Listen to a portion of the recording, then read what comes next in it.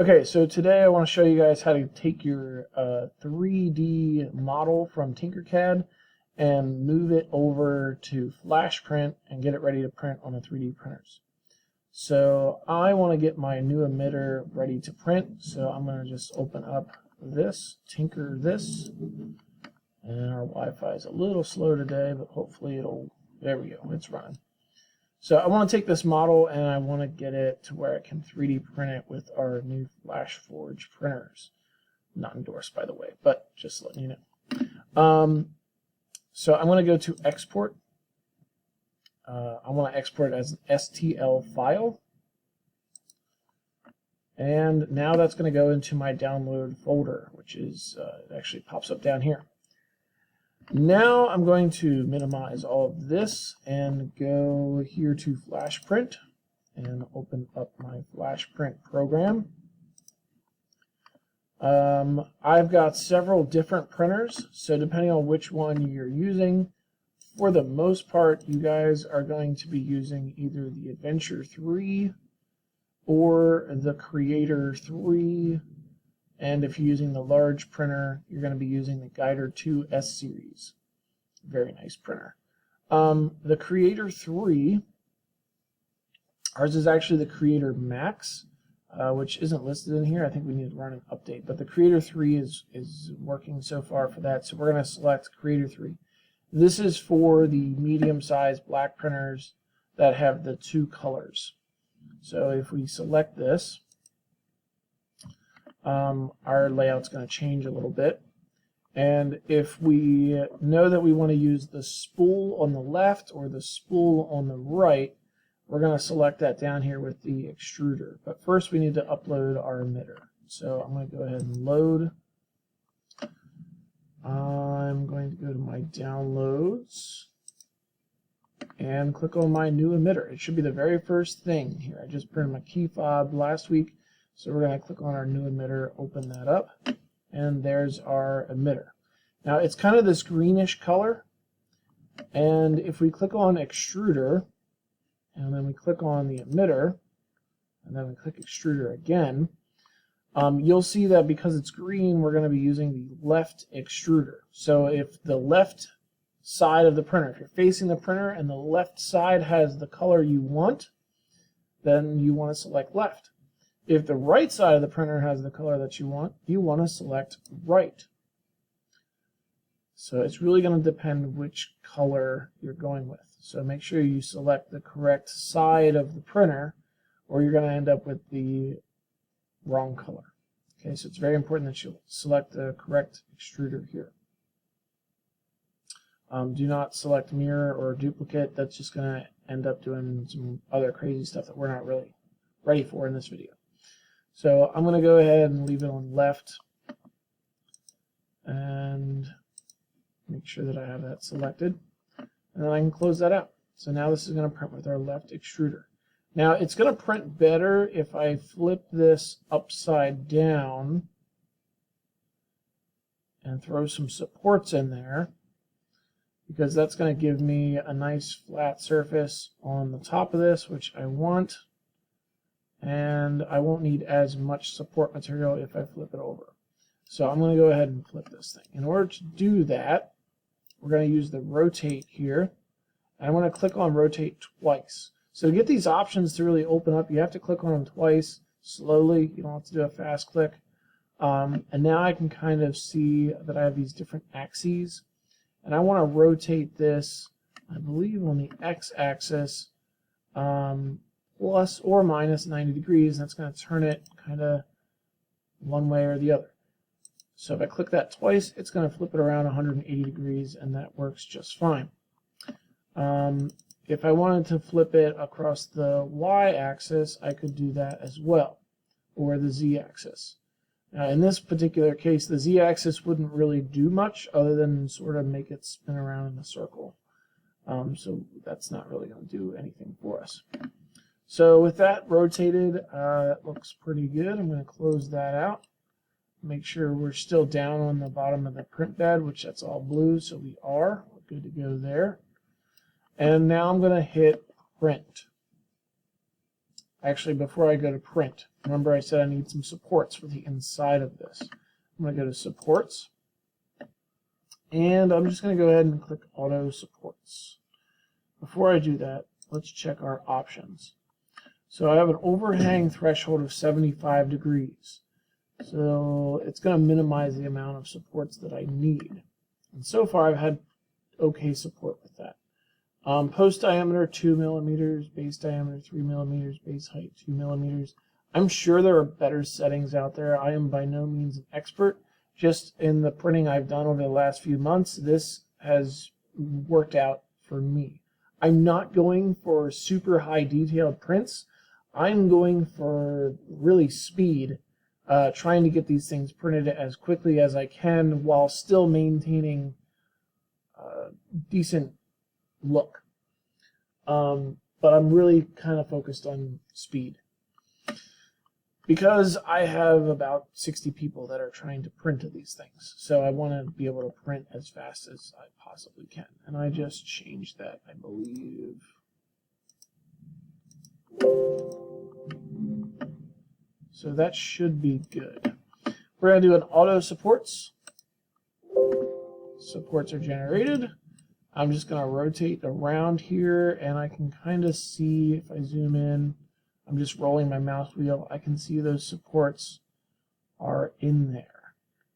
And that's going to keep that all together. I'm going to have to break those out, unfortunately, but I think it's actually going to add some texture to this inside surface, which might actually look pretty cool, because LEDs are going to end up going in these holes later, as long as I can punch those out. And that should have been a little smoother on that edge. Oh well.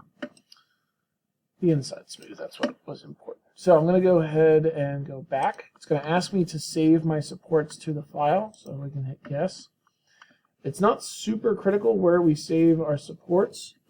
A lot of times they end up in the download folder.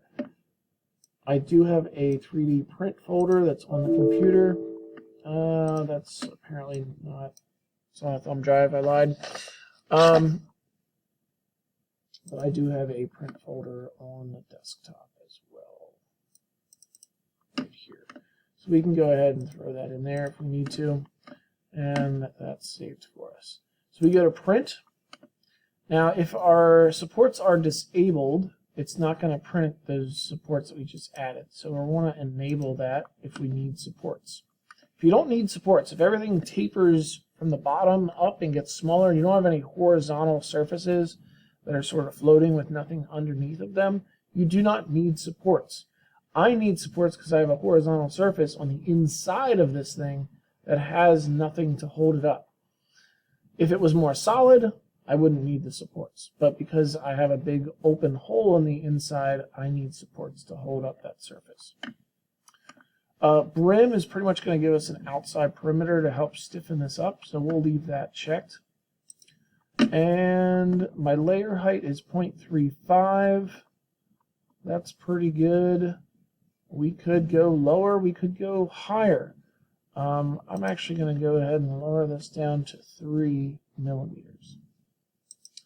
It's just going to give me a little bit more detail. Perimeter shell 2, that's fine. Top layer 3, bottom layer 3, that's fine.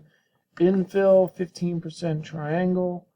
Pattern, yeah, we'll see how that goes. It might be a little on the flimsy side, but I think it'll be fine as long as we use triangle and not square.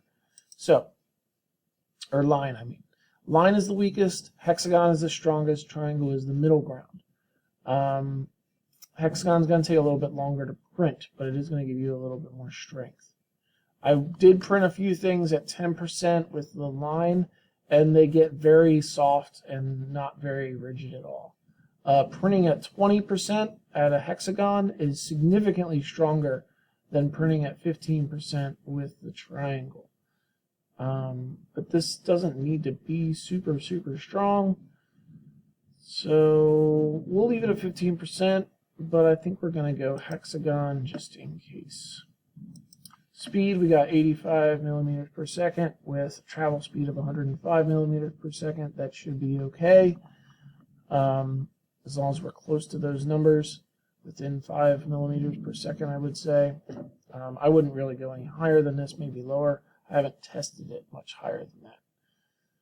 If you go too fast, you end up with some other issues. So like I said, I don't know what the best performance is or not. My temperature should be 215 Celsius at the extruder. You can go up to 220. Do not exceed that with PLA. We are using PLA to print with, so do not exceed 220 degrees Celsius. The platform bed, we can actually go down to 30, but I find it sticks a lot better at 35. So I've been leaving it at 35. And we don't need to worry about other pauses at different heights or anything like that. So again, layer heights, we have 0.3, 0.4. Shells 233. Infill 15% with a hexagon pattern. You could probably go 20% at the triangular pattern and you'd still get a very similar result. 85, 105, 215, 35. We should be good to go. I'm going to guess that this is going to take somewhere between an hour and 2 hours to print. I doubt it's going to take a full 2 hours, but it's definitely going to be more than an hour, I believe. We'll see. At least 40 minutes. And we need to save this for printing. So with the Creator 3s, and I forgot to mention this, the Creator 3s only accept an SD card for the files. So unless you're hooked up with an Ethernet cable and you can print directly, which we cannot, you have to save to an SD card, which is the little flat cards, not a USB stick. So I have to plug one of these in. And there it just popped up. It says it's a USB, but it's not really. Let's go 3D ready print. I got a bunch of stuff in here that we've already printed before. And I'm going to go ahead and put new, how about just emitter buyer? Emitter buyer. Save. You don't want a super long file name. It can cause issues. It can cause problems. And there you go, an hour and 12 minutes. So I thought it would be closer to the hour time, and I was pretty much right on the money. Now, if we did this without supports, that would help with our time a little bit, but it wouldn't get a whole lot faster. So if I was wired up to the printer, I could press print and it would go ahead and print, but I am not. So we're just going to go ahead and hit back.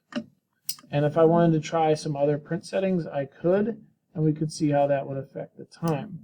But at this point, now I can pop out my SD card, go over to the printer, and run the settings through that, which I'll probably put on a different video. I could probably do this in a much faster version, which I may, but this is the long, detailed version doing the Creator 3. The Guider 2 is much more simple. You select the Guider 2S, and you no longer have to pick an extruder. You're pretty much ready to load your supports, print, same settings, and you're good to go. The Guider 2 is going to be for much larger parts that do not need to be two color. The Creator can do two colors at the same time, which will actually end up being two separate files in here that you have to sit on top of each other. Again, that'll be for another video. Enjoy and happy printing!